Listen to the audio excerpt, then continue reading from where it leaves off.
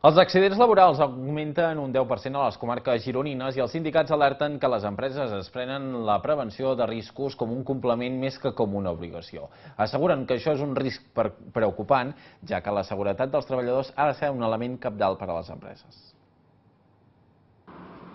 Creixen els accidents laborals a les empreses gironines aquest 2016. En total es van produir 9.700 accidents a la demarcació i tot i que la mortalitat s'hagi reduït, la sinistralitat laboral ha augmentat un 10%. El més preocupant, segons els sindicats, és que el nombre d'accidents creix per sobre de l'augment de l'ocupació. Ens preocupa molt el sector alimentari amb un volum absolutament degenerat de falsos autònoms i amb una situació de sobrecàrrega laboral.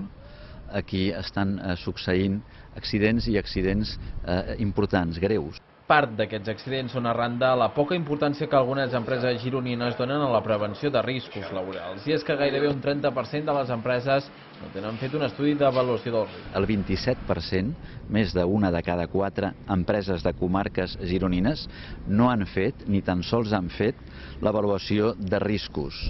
Això és un incompliment flagrant a la normativa i molt greu.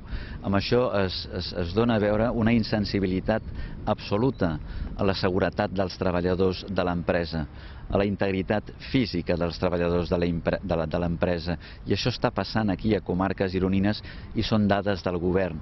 De tota manera, Casas també considera que aquestes dades que els ha costat la Generalitat en una reunió aquest matí són tan sols la punta de l'iceberg de la sinistralitat real, ja que no hi computen els accidents d'autònoms, entre d'altres categories.